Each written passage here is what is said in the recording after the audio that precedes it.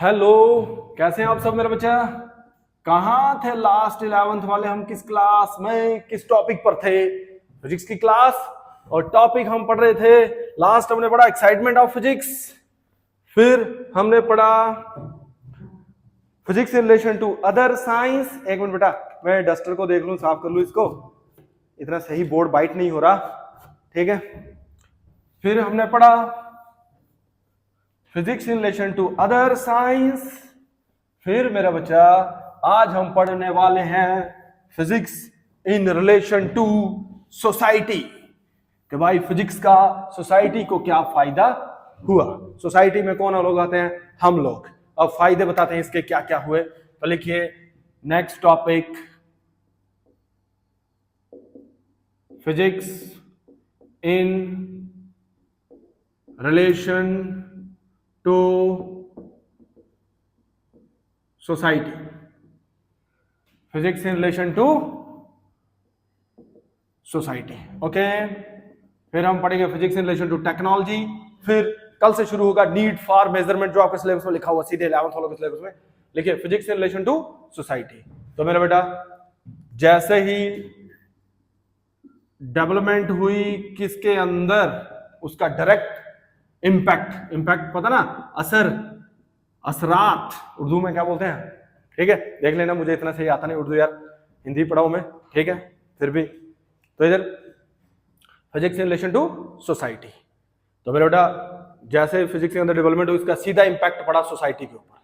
क्या क्या इंपैक्ट पड़ा वो एग्जांपल्स पर हम 5-6 एग्जांपल देंगे और वो एक्सप्लेन कर देंगे physics in relation to society. लिखिए the development of physics have direct impact on society.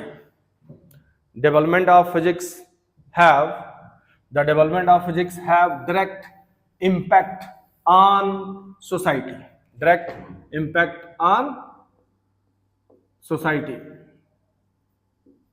लिखिए फॉर एग्जाम्पल, ये थोड़ा अच्छा नहीं लिखा गया यार, लिखिए for example number 1। For example number 1 मेरा बेटा डेवलपमेंट ऑफ किसकी? Radio,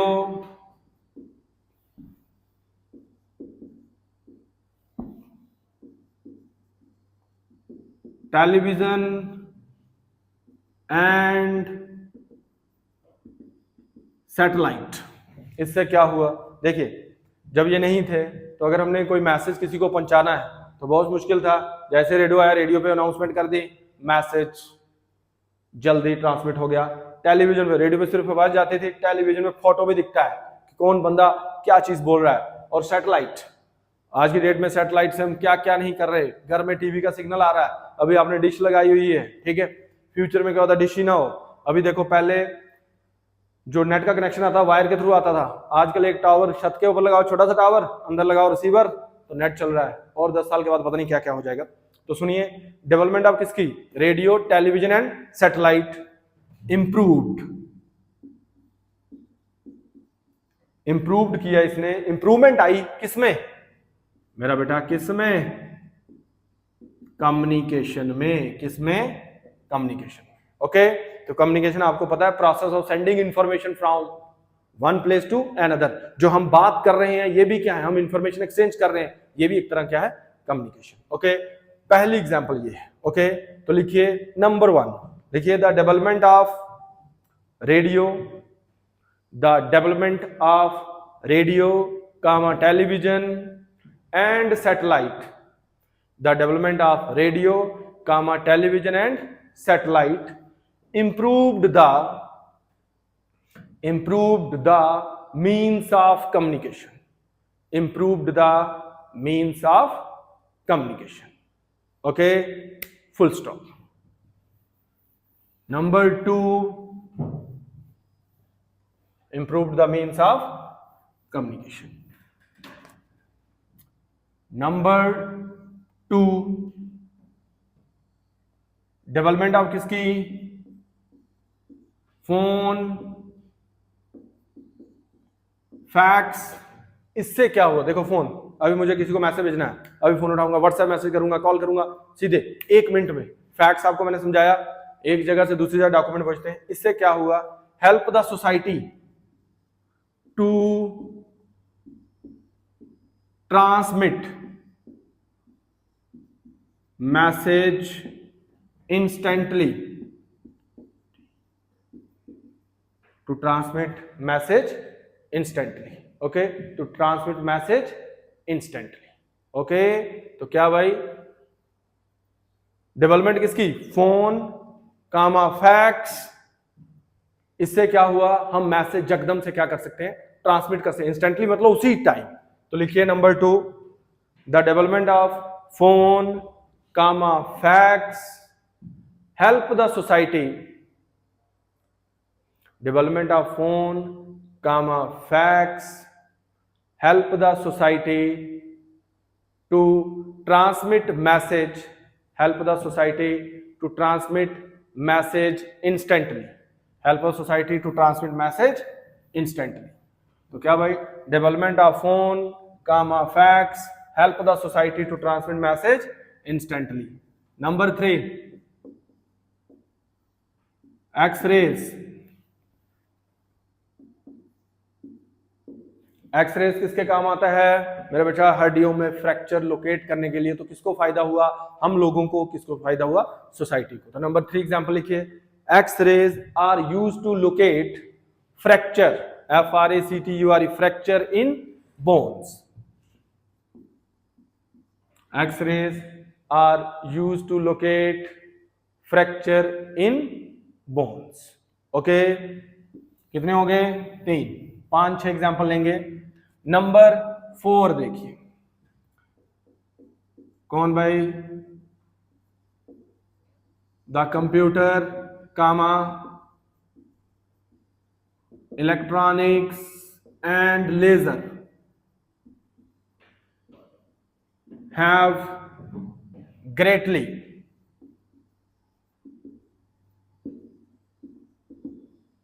enriched, greatly enriched, enriched मतलब रिच होता ना, उसको और धनवान बना दिया। सुनिए, कंप्यूटर मेरे बेटा, आज से 10-20 साल पहले चलो, कंप्यूटर, फोन भी है कंप्यूटर, देखो आजकल व्हाट्सएप वीडियो कॉल होती है, तेरी कहां मर्जी बंदा बैठा हो, कंप्यूटर से सारे काम आसान, कैलकुलेशन बैंक में हर जगह। इलेक्ट्रॉनिक्स मेरे बच्चा, आज की चीज दुनिया, कोई जो भी आपके घर में आजू बाजू, फोन इलेक्ट्रॉनिक्स, AC लगा हुआ, मजे से ठंडी हवा, कमरे में बैठो, फ्रिज, एयर कंडीशनर, ये सारी चीजें किसमें आती हैं, इलेक्ट्रॉनिक्स में। लेजर, लेजर वो जो छोटे बचपन से लाइट लगाते हो वही लेजर है, लेकिन वो लेजर नहीं है, ठीक है। ये जो हाई क्वालिटी की, जहां लैब्स में यूज होता है मेरे बच्चा, आजकल लेजर ऑपरेशन हो रहे हैं मेरे बच्चा, दांत RCT करवाते हैं, रूट कैनाल ट्रीटमेंट, वो भी लेजर से आ गया, बिल्कुल पेनलेस। नहीं तो वो डॉक्टर इतनी सुई डालता है दांत के अंदर, दर्द होती है, लेकिन लेजर के साथ करोगे दर्द नहीं होगी, बट लेजर वाले के पैसे ज्यादा होंगे, कॉस्टली होगा, ओके। तो मेरा बेटा नंबर 4 क्या है, the computer comma electronics and laser have greatly enriched the society, have greatly enriched the society. इसने सोसाइटी को क्या कर दिया, धनवान बना दिया, अमीर बना दिया, ओके। कितने हो गए, नंबर 4, 6 देंगे इसकी सपोर्ट में एग्जाम्पल। नंबर 5 और 6 एक साथ बता रहा हूं, नहीं पहले 5 बताऊंगा, साथ में लिखवा लूंगा, ठीक है। देखो मेरा बेटा, आज से 10-20 साल या 30 साल पहले अगर हमें ट्रैवलिंग करना होता है, जैसे रजौरी से ही कहीं जाना है या जम्मू से कहीं जाना है, तो मेरा बेटा अगर पैदल जाएंगे बहुत टाइम लगेगा। फिर पहली बात, अगर रजौरी से जाना है तो हमें किस किस में जा सकते हैं, कार में जा सकते हैं, टेम्पो में जा सकते हैं, बस में जा सकते हैं। देखो बस में जाएंगे ज्यादा टाइम लगेगा, टेम्पो में जाएंगे थोड़ा कम टाइम लगेगा, और कार में, पर्सनल गाड़ी में जाएंगे थोड़ी स्पीड रखेंगे, ज्यादा स्पीड नहीं रखनी, क्लियर, क्या पता पहुंचे यहाँ, ओके। तो जल्दी पहुंचेंगे। अब यहाँ से जहाज की फैसिलिटी तो है नहीं है रजौरी से, हाँ सर्दियों में होती है, तो अगर जहाज में बैठ के जाएंगे, शू वाला नहीं है यहाँ, और ये वाला है, ठीक है, पता ना, ओके। हेलीकॉप्टर है, एरोप्लेन नहीं बच्चा। तो वो जम्मू से मिलती है फ्लाइट दिल्ली के लिए, तो यहाँ जाएंगे 20 मिनट में हम जम्मू पहुंच जाएंगे। लेकिन आज से 30 साल पहले जाना हो तो घोड़े पे जाएंगे, तो घोड़े पे बैठ के जाएंगे, तो पता है ये कमरिया भी कमरा हो जाएगी, ठीक है। तो कहने का मतलब, अच्छा हम माना पैदल पहुंच भी जाएंगे, घोड़े पे जम्मू पहुंच जाए, लेट अस सपोज हमें दिल्ली जाना हो, फिर और लेट अस सपोज दिल्ली से हमें अमेरिका जाना हो, तो फिर आजकल उसके लिए क्या है, ट्रेन्स हैं, एरोप्लेन्स हैं। तो सुनिए, means of transport, means of transport bracket में क्या लिखना है, railways and aeroplanes. Railways and aeroplanes are very useful and important for society. Are very useful and important for society. आज से 30-40 साल पहले तब भी थी गाड़ियां, लेकिन जब गाड़ियां नहीं थी उसकी बात कर रहे हैं, ठीक है। तो लिखिए number 5, means of transport, bracket में लिखिए मीन्स ऑफ ट्रांसपोर्ट, ब्रैकेट में लिखिए railways and aeroplanes are very useful and important for society. Means of transport using, means of transport bracket में लिख लो, using कर लो, means of transport using bracket में लिखना है railways and aeroplane are very useful and important for society, are very useful and important for society. और number 6, electricity. मेरा बेटा आज की डेट में कोई ऐसी चीज नहीं है इलेक्ट्रॉनिक्स वाली, वो सारी किसके ऊपर चल रही है, इलेक्ट्रिसिटी के ऊपर। तो देखिए electricity is a wonder to our society. उसकी वजह से हमें क्या क्या मिला, रेफ्रिजरेटर,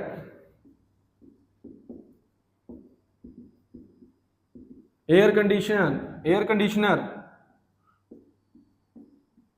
वॉशिंग मशीन पता है, कपड़े डालो ऐसे, बंदे को भी डाल दो देती है, नहीं बंदे को डालें यार मर जाएगा, ठीक है। आज से 30 साल जाओ, जब वॉशिंग मशीन नहीं थी, अपने मम्मी डैडी को पूछो या अपने दादा दादी को पूछो, देखना कपड़े ऐसे, वो मिट्टी चूल्हे से राख निकलती ना, चूल्हा पता ना, देसी ट्रेडिशन चूल्हा, गैस का चूल्हा ना ले लेना, ठीक है।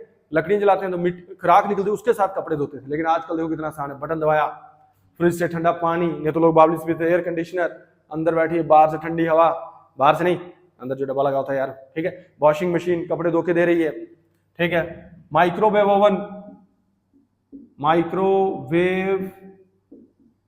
ओवन ठीक है, जिंदा कुकर डालो, बनाओ बाहर, और जिंदा नहीं डाला यार, माइक्रोवेव ओवन, ठीक है। उसमें आप कोई चीज गर्म कर सकते हैं, 1 मिनट में गर्म डालिए, टेम्परेचर सेट करिए, 1 मिनट में गर्म, ठीक है।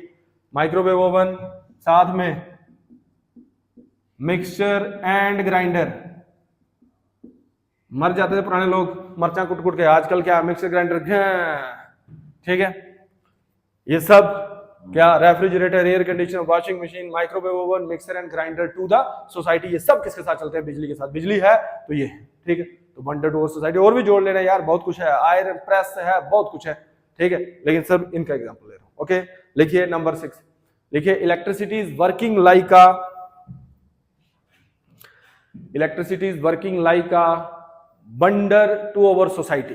हैरान कर दे बनने वाली, electricity is working like a wonder to our society, full stop. It has provided, electricity is working like a wonder to our society, full stop. It has provided refrigerator, comma air conditioner, comma washing machine, comma microwave oven, छोटा सा डिब्बा, comma mixture and grinder to the society. It has provided air conditioner, नहीं refrigerator, air conditioner, washing machine, microwave oven, comma mixer and grinder to the society, okay. ये था मेरे बेटा physics in relation to society, कि भाई physics का society को क्या फायदा है, ओके। नेक्स्ट लिखिए physics in relation to technology, physics in relation to technology, clear. Physics in relation to क्या बेटा, टेक्नोलॉजी। तो भाई फिजिक्स प्रैक्टिकली कहां यूज है, उसी को बोलते हैं क्या, टेक्नोलॉजी। जहां फिजिक्स प्रैक्टिकली यूज है उसको बोलते हैं क्या, टेक्नोलॉजी, ओके। लिखिए physics in relation to technology. तो लिखिए इसके आगे, लिखिए technology is the application of, technology is the application of principle of physics, technology is the application of principle of physics for practical purpose, for practical purpose. Technology is the application of principle of physics for practical purpose, okay. Technology is the application of principle of physics for practical purpose. लिखिए for example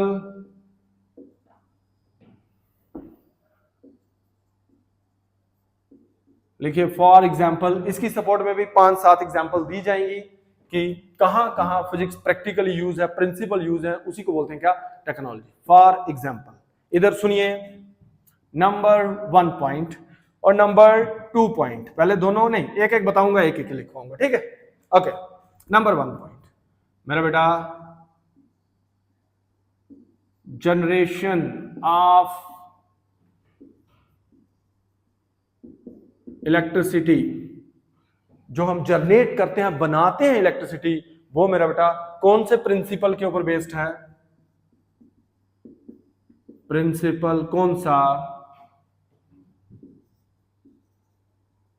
electromagnetic induction, electromagnetic induction, clear. तो सुनिए, generation of electricity based on the principle of क्या मेरा बेटा, electromagnetic induction. Electromagnetic induction क्या होता है, ध्यान देना है। ये हमारे पास एक कॉइल है, कॉइल के पास हमने क्या रखा, मैग्नेट, क्या रखा, मैग्नेट। मैग्नेट है तो इसके बाहर क्या होगी, मैग्नेटिक फील्ड। 10th में पढ़ के आते हैं, 12th में ये पूरा यूनिट है, ठीक है। मैग्नेटिक फील्ड, मैग्नेटिक फील्ड में होती है मैग्नेटिक लाइंस ऑफ फोर्स। वो मैग्नेटिक लाइंस ऑफ फोर्स इस कॉइल के साथ लिंक्ड हो जाएंगी और इस कॉइल के अंदर क्या आ जाएगी, करंट।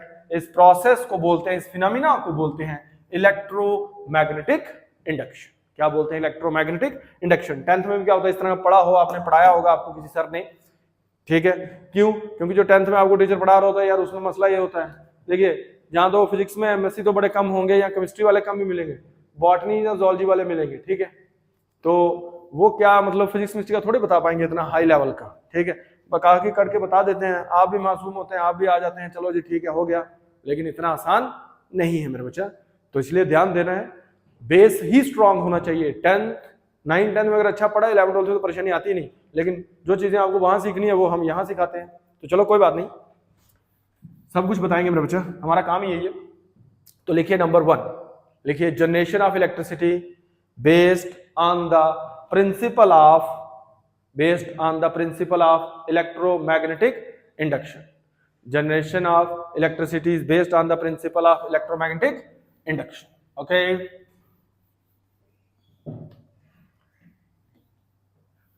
नंबर 2 सुनिए,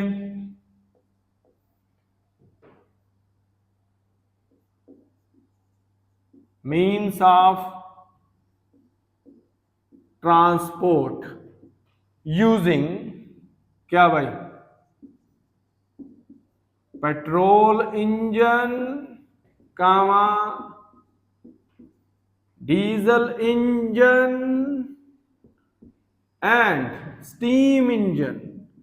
स्टीम वाले आजकल तो है नहीं मेरे बच्चा, स्टीम इंजन, स्टीम वाला फिर स्टीम बनेंगे, इंजन चलेगा तब कहां बैठ के किसने, आजकल वो तो है नहीं, लेकिन फिर भी बता रहा हूं, आजकल पेट्रोल इंजन, डीजल इंजन है, स्टीम इंजन, ये सारे बेस्ड हैं, based on the laws of thermodynamics, on the laws of thermodynamics. Thermodynamics पूरा 11th में यूनिट है, पढ़ाया जाएगा आगे। अभी जितने भी नाम शाम आ रहे हैं सब आप डिटेल में आगे पढ़ेंगे मेरे बच्चा, टेंशन लेने की जरूरत नहीं, ठीक है। तो लिखिए number 2, means of transport using petrol engine, diesel engine and steam engine etc. are based on laws of thermodynamics। और भी बड़े सारे जैसे एरोप्लेन का इंजन ये वो, उनमें अलग फ्यूल पड़ते हैं, आपको पता ही है, तभी एक्सेट्रा कर दिया। Means of transport using petrol engine diesel engine है, ये फेमस है ना, वो भी हैं इतने, वो भी हम यूज करते हैं, लेकिन means of transport using petrol engine, diesel engine and steam engine etc. based on laws of thermodynamics etc. based on laws of thermodynamics. Okay. Number 3, मेरा बेटा जो एरोप्लेन है वो फ्लाई करता है on the basis of Bernoulli's theorem, clear? यहां आपको सिर्फ इसका नाम याद रखना है, आगे चैप्टर में बर्नौलीज थ्योरम कंप्लीट है, पढ़ाया जाएगा, ठीक है, प्रॉपर्टीज ऑफ बल्क मैटर में बर्नौलीज थ्योरम। यहां इतनी टेंशन नहीं लेनी है, यहां पता होना चाहिए कि टेक्नोलॉजी कहां कहां यूज हो रही है, जब इसके बारे में डिटेल में पढ़ना होगा पढ़ाया जाएगा, आपको उसकी टेंशन नहीं लेना, ठीक है। तो नंबर 3 लिखिए, aeroplane fly on the basis of, उड़ते हैं। एरोप्लेन, देखो कुछ चीजों का पहले नाम पता होना चाहिए, जब नाम है तो फिर सारी चीजें भी पता चल जाएंगी। लिखिए, aeroplane fly on the basis of Bernoulli's theorem. Aeroplane fly on the basis of Bernoulli theorem. Okay, कितने हो गए? 3। Number 4, propulsion, propulsion of rocket. Propulsion of rocket, propulsion का मतलब होता है creating a force leading to movement. कहने में कोई चीज है, इतनी फोर्स क्रिएट करे कि उसके अंदर क्या आ जाए? मूवमेंट। प्रोपल्शन का मतलब होता है, अभी लिखवा देता हूं ऊपर, propulsion of rocket based on Newton second law and third law of motion. Propulsion का मतलब क्या होता है? Creating a force leading to movement. इतनी फोर्स क्रिएट करना कि क्या आ जाए? मूवमेंट आ जाए, ये अलग लिख लेना। तो propulsion of rocket based on Newton second law and third law motion. तो सुनिए, रॉकेट देखा होगा आपने, ठीक है, दिवाली पर भी उड़ाते हैं, ठीक है, ये ऐसे ऐसे, ये बन गई rocket.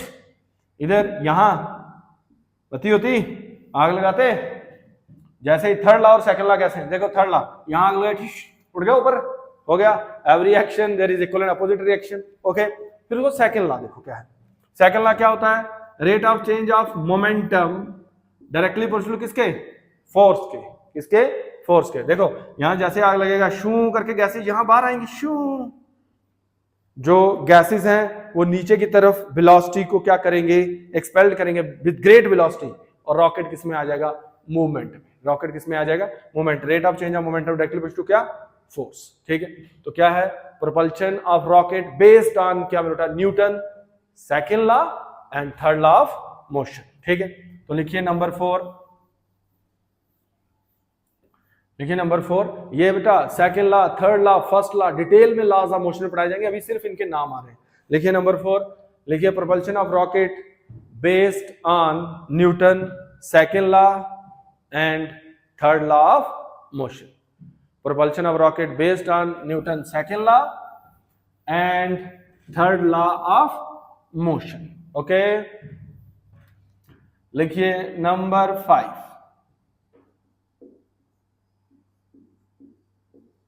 the study of electromagnetic waves. Study of electromagnetic waves leads to the development of किसके? रेडियो। रेडियो तो रेडियो बोल सकते हैं, लेकिन इसमें हम कर लेते हैं TV, radar, RADAR, radar, radar नहीं radar, and wireless communication, and wireless communication. ठीक है, रडार होता है radio detection and ranging. TV आपको पता है, एक छतरी लगाई है, electromagnetic waves, radar, radio detection ranging, army की गाड़ी के ऊपर लगा होता है, बॉर्डर के ऊपर लगा होता है। ठीक है, बॉर्डर के ऊपर कोई, ठीक है, रडार लगाया होता है। अगर कोई जहाज आ रहा है तो ध्यान रखना, रेडार क्या करता है? रेडियो वेव्स को हवा में छोड़ देता है। अगर कोई चीज इसके साथ आई, उसके साथ टकराएगी और चकदम से सिग्नल को क्या है, जहां डिटेक्शन सेंटर होगा वहां डिटेक्ट हुआ कोई चीज आ रही है। जो मॉडर्न रडार है वो किसी आती हुई चीज का, जैसे जहाज ही आएगा, अब कौवा तो आएगा नहीं, तो उसका क्या करता है? स्पीड, डिस्टेंस और कितने टाइम में हमारे पास पहुंच जाएगा, सब निकाल देता है। वायरलेस कम्युनिकेशन, आपके पास फोन है, ठीक है, देखो कहीं भी कोई तार तूर नहीं लगी हुई, वो सब किसके बेस के ऊपर काम करता है? Electromagnetic waves. Electromagnetic waves. आपकी एक्सरे, गामा रेज, ठीक है, ये सारी क्या है, radio waves, X-rays, gamma rays, ये सारी इलेक्ट्रोमैग्नेटिक वेव्स हैं। 12th में एक चैप्टर है, ठीक है। तो लिखिए number 5, the study of electromagnetic waves, the study of electromagnetic waves leads to the development of, the study of electromagnetic waves leads to the development of TV, gamma radar and wireless communication.